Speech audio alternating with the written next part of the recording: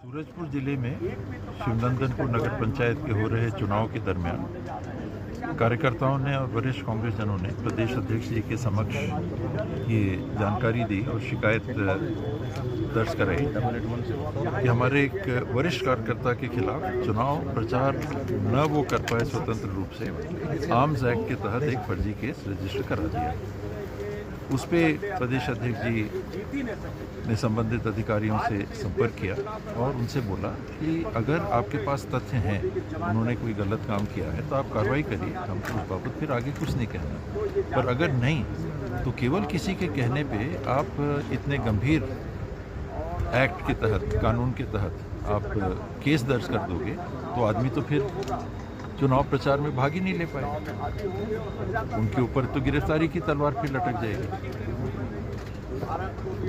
आप सबूत हैं तो गिरफ्तार करिए, सबूत नहीं है तो स्वीकार करिए कि किसी के कहने पे आपने भले दर्ज किया लेकिन अब प्रमाण नहीं है तो हम इसको हटा दे रहे हैं। विवेचना चलेगी, विवेचना चलने के बाद यदि फिर आपको कोई प्रमाण आज नहीं मिल रहे हैं, कल मिल जाएंगे, तो आप फिर आर्म्स एक्ट लगा सकते हैं। आपके पास रोक कहाँ है?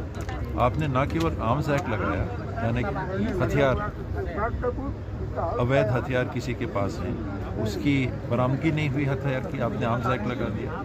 उसके ऊपर आपने हथियार से वार करने का या उसके उपयोग करने की भी धारा आपने लगा दी।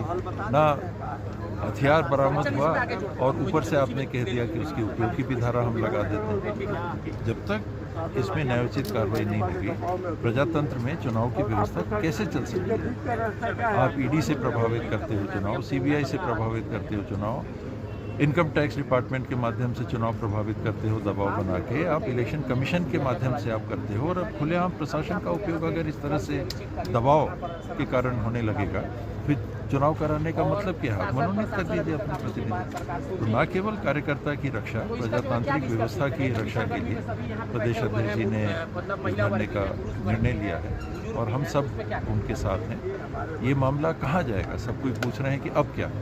धरने पे बैठे हैं, अब क्या?